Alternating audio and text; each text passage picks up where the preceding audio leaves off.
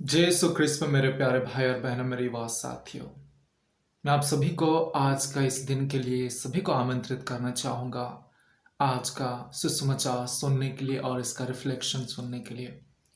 क्रिस्त में मेरी आवाज साथियों, मेरे प्यारे भाई और बहनों, आइए आज का दिन के लिए प्रभु ईश्वर को, हमारे प्रभु पिता परमेश्वर तथा हमारा मुक्तिदाता प्रभु यीशु को और पवित्र आत्मा को हम लोग धन्यवाद दें।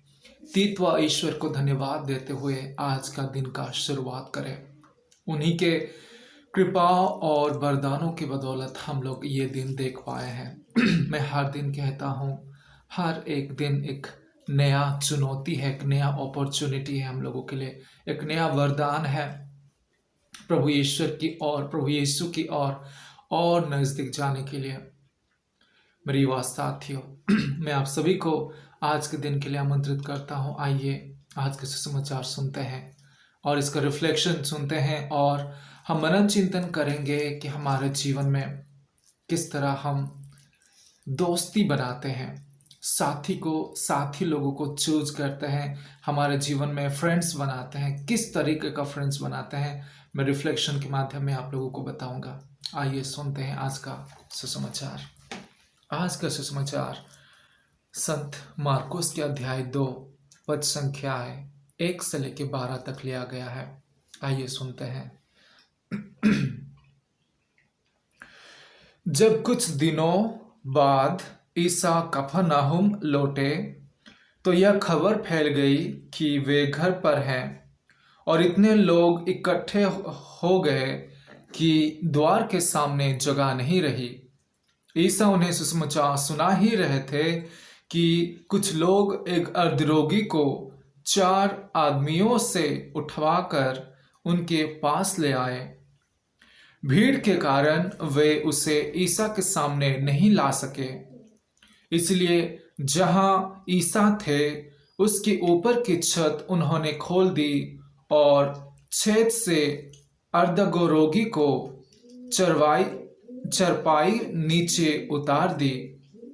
ईसा ने उन लोगों का विश्वास देखकर अर्धरोगी से कहा, बेटा, तुम्हारे पाप क्षमा हो गए हैं। वहां कुछ शास्त्री बैठे हुए थे। वे सोचते थे, यह क्या कहता है? यह ईश निंदा करता है। ईश्वर के सिवा कौन पाप क्षमा कर सकता है? ईसा को मालूम था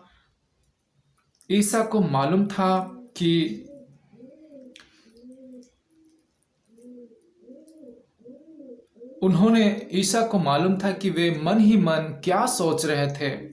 उन्होंने शास्त्रियों से कहा, मन ही मन क्या सोच रहे हो? अधिक सहज क्या है, अर्धरोगी से यह कहना, तुम्हारा पाप क्षमा हो गए हैं, अथवा ये कहना, उठो, अपनी चरपाई उठाकर चलो फिरो? परंतु इसलिए कि तुम लोग यह जान लो कि मानव पुत्र को पृथ्वी पर पाप क्षमा करने का अधिकार मिला है। मैं ये रिपीट करना चाहूंगा, परंतु इसलिए कि तुम लोग यह जान लो कि मानव पुत्र को इस पृथ्वी पर पाप क्षमा करने का अधिकार मिला है। वे अर्धरोगी से बोले, मैं तुमसे कहता हूं, उठो और अपनी चरपाई उठाकर घर जाओ।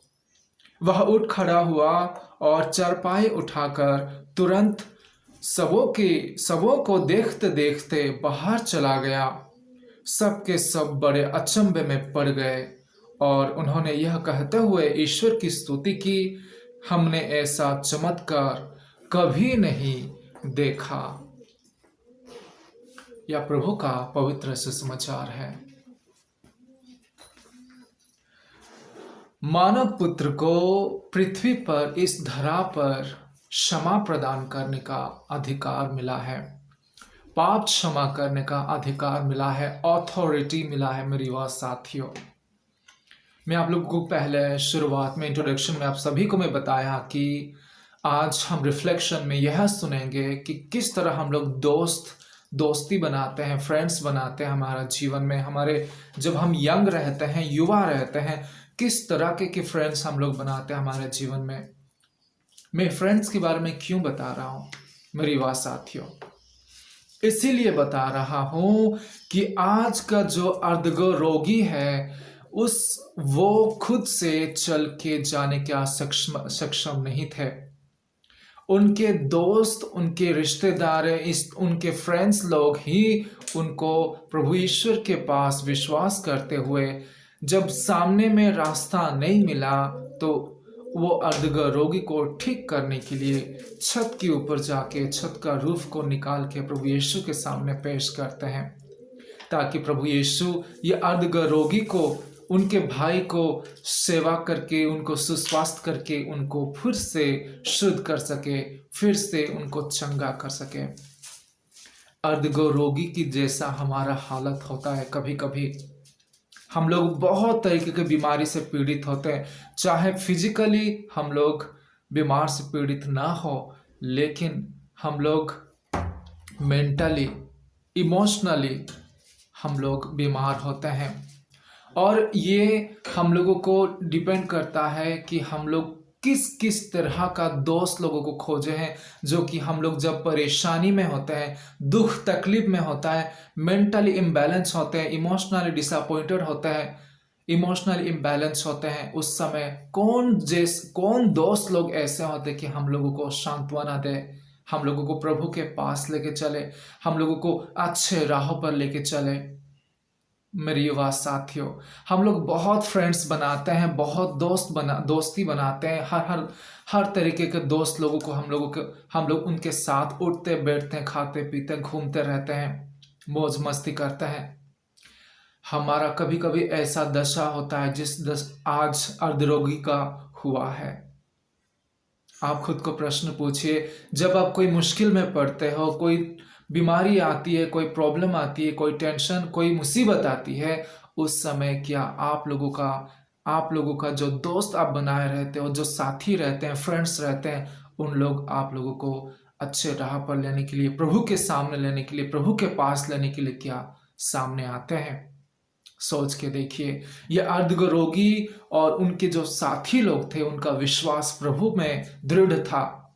मैं यह कहना चाहूंगा मेरी बात साथियों, अगर आप लोग फ्रेंड्स बनाते हैं, ऐसे लोगों के साथ, ऐसे दोस्त लोगों के साथ फ्रेंड्स बनाइए, ऐसे लड़के लोगों के साथ, लड़की लोगों के साथ फ्रेंडशिप बनाइए जो तुमको गलत राह पर नहीं, सच्चाई की राह पर लेके चले, यीशु के नजदीक लेके चले।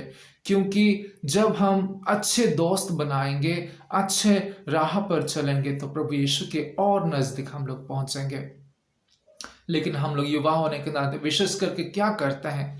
मौज मस्ती करने के लिए, घूमने फिरने के लिए, एंजॉयमेंट करने के लिए, समय बिताने के लिए हम लोग गलत तरीके का दोस्ती लोगों को हम लोग छाड़ते हैं, फ्रेंडशिप करते हैं जो गलत होते हैं, जो अलग अलग तरीके का नशा पान करते हैं, अलग अलग तरीके का खराब कार्य करते हैं, घृणित कार्य करते हैं, गंदा कार्य करते हैं। उन लोगों के साथ हम लोग दोस्ती बनाते हैं, फ्रेंडशिप बनाते हैं, और हमारा जीवन को भी उन्हीं के जैसा नष्ट करते हैं, विनाश करते हैं, खराब करते हैं। आप लोग आज ये अर्धरोगी बीमार था, लाचार था, कुछ नहीं कर सकता था क्योंकि वो चल नहीं सकता था। उसके जो फ्रेंड्स थे, रिलेटिव्स थे, उन्हीं लोग परमेश्वर प्रभु यीशु से विश्वास करके, प्रभु यीशु पर दृढ़ विश्वास था, इसीलिए उन लोग उनके पास लेके गए वो अर्धरोगी को, और प्रभु यीशु कहते हैं तुम्हारा पाप क्षमा हो गया है, खड़े हो जाओ और घर जाओ। मेरी बात साथियों, ऐसा दिन आएगा क्या हम लोगों के बीच में, जब हम मुसीबत में होंगे और हमारे दोस्त लोग हम लोगों को प्रभु के पास लेके जाएंगे, और हम मुश्किलों से, परेशानी से, डिसअपॉइंटमेंट से हम लोग मुक्त हो जाएंगे, और खुशी खुशी हम अपना घर लौटेंगे। जब आप फ्रेंडशिप करते हो, सोच समझ के कीजिए, किसी के साथ भी मत फ्रेंडशिप कीजिए। मैं तो कहूँगा सबसे अच्छा फ्रेंड हमारा प्रभु यीशु है। दुनिया में बहुत सारे फ्रेंड्स हैं, आप लोगों को सेल्फिश फ्रेंड्स है, जो कि आप लोगों को यूज़ करेंगे। आप लोगों का जितना भी सामान है, पैसा है, मौज-मस्ती में उड़ाएँगे। जब आपके पास कुछ नहीं होगा, वो छोड़ के चले जाएँगे। ना वे प्रभु के पास आपको कभी लेके जाएँगे, ना सच्चाई की राह पर, ना आपको मदद करेंगे कि प्रभु के वचनों पर चलो, कभी नहीं। बस जब पैसा रहेगा, जब मौज-मस्ती का समय आएगा, उन लोग साथ देते हैं। मेरी बात साथियों, जब आप फ्रेंडशिप करते हो, सोच समझ के कीजिए, क्योंकि हमारा संगति हम लोगों को खराब या अच्छा कर सकता है। इसलिए मैं कहता हूँ सबसे अच्छा दोस्त, सबसे अच्छा फ्रेंड हमारा प्रभु यीशु है। तो मैं आप लोगों को यही कहूँगा कि दोस्ती बनाइए, फ्रेंडशिप बनाइए, लेकिन प्रभु यीशु को सबसे पहला स्थान दीजिए फ्रेंडशिप में, ताकि आप लोग जब भी मुसीबत में हो, स्ट्रेट अवे आप प्रभु यीशु से अपना शेयरिंग कर सकते हो, फीलिंग्स को दुख बांट सकते हो, दुख बता सकते हो। और वो ऐसा फ्रेंड है जो कि हर मुश्किल में वो साथ देता है, हर मुश्किल को दूर करता है और हमको आगे बढ़ने के लिए मदद करता है। मेरी बात साथियों, ऐसा फ्रेंडशिप बनाओ जो दोस्त लोग परमेश्वर प्रभु यीशु की वचनों पर राह पर चलते होंगे, गलत संगति में नहीं, अच्छे राह पर चलने वाले दोस्तों को दोस्ती बनाइए, ताकि तुम्हारे साथ साथ वे भी अच्छे राह पर चल के प्रभु यीशु के नजदीक जा सके, समाज में, गांव घर में एक अच्छा उदाहरण बन सके सबके सामने। मेरा आज यही संदेश है मेरी बात साथियों। आइए हम लोग दोस्त बनाने से पहले सोचें, और जो दोस्त प्रभु यीशु को हमको नज़दीक ले जा सकता है, उसे उसी तरह के दोस्त हम लोग बनाएंगे। आइए माता मरियम से प्रार्थना करते हैं कि हम लोग सभी के लिए माता मरियम मध्यस्थता करे, बिनती प्रार्थना करें, ताकि हम लोग अच्छे अर्धरोगी, जिस तरह अच्छा दोस्त बनाया था, अच्छे रिलेटिव्स थे, जिस तरह वो प्रभु के सामने उनको लाने के लिए मदद किए, वैसे ही हम लोग अपने जीवन में अच्छे दोस्त को बना सके, प्रभु यीशु को हमारा दोस्त बना सके, और हमारे जीवन में प्रभु के सामने, प्रभु के नज़दीक जाने के लिए हम लोग प्रयास कर सके। आप सभी का दिन अच्छा हो मेरी युवा साथियों। मैं प्रार्थना करता हूँ प्रभु यीशु आप सभी को कृपा प्रदान करें, और आप सभी को ईश्वर का आनंद, ईश्वर का शांति और प्रेम प्राप्त हो। जय यीशु।